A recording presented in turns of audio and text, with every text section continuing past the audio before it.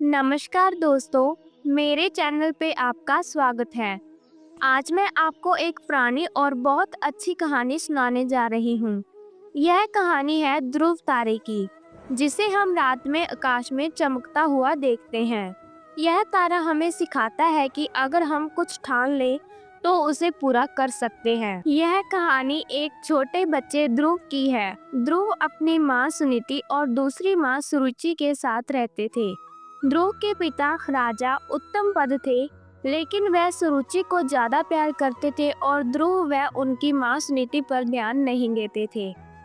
एक दिन ध्रुव अपने पिता की गोद में बैठना चाहते थे, जैसे उनका भाई उत्तम सुरुचि का बेटा बैठता था। लेकिन सुरुचि ने ध्रुव को धक्के से हटा दिया और गुस्से में कहा, तुम मेरी गोद में पैदा नहीं हुए हो, इसलिए तुम राजा की गोद में नहीं बैठ सकते। अगर बैठना है तो भगवान से कहो कि तुम मेरी गोद से पैदा हो। छोटे ध्रुव को यह बात बहुत बुरी लगी। वह रोते हुए अपनी माँ सुनीति के पास गए और सब बताया। माँ सुनीति खुद भी दुखी थी। उन्होंने ध्रुव को दिलासा दिया और कहा, बेटा, अगर तुम सच में यह जगह पाना चाहते हो तो तुम्हें भगवान विष्णु की पूजा करनी होगी। वही तुम्हें सब कुछ दे सकते हैं। माँ की इन बातों का ध्रुव के मन पर बहुत गहरा असर हुआ। उस छोटे बच्चे ने उसी पर तय किया कि वह भगवान विष्णु को पाकर ही रहेगा। वह जंगल की तरफ चल दिया, यह सोचकर कि जब तक भगवान के दर्शन नहीं होंगे वह वापस नहीं लौटेंगे। जंगल में ध्रुव की मुलाकात नारद मुनि से हुई। नारद मुनि ने ध्रुव को देखकर हैरानी जताई, क्योंकि वह बहुत छोटा था। उन्होंने ध्रुव को घर वापस जाने की सलाह दी, ये कहते हुए कि इतनी कड़ी तपस्या उनके लिए बहुत मुश्किल होगी। लेकिन ध्रुव अपनी बात पर अड़े रहे। उन्होंने कहा, मैं भगवान के दर्शन किए बिना वापस नहीं जाऊंगा। मुझे भगवान से मिलने का रास्ता बताएं। ध्रुव के पक्के इरादे और भक्ति से नारद मुनि खुश हुए। उन्होंने ध्रुव को ओम नमो भगवते वासुदेवाय मंत्र जपने और भगवान विष्णु की कड़ी तपस्या करने का तरीका बताया। ध्रुव ने नारद मुनि के बताए अनुसार अपनी तपस्या शुरू कर दी। धीरे धीरे उन्होंने खाना पीना छोड़ दिया और पूरी तरह से भगवान के ध्यान में डूब गए। उनकी तपस्या इतनी जबरदस्त थी कि तीनों लोकों में हलचल मच गई। देवताओं को भी चिंता होने लगी।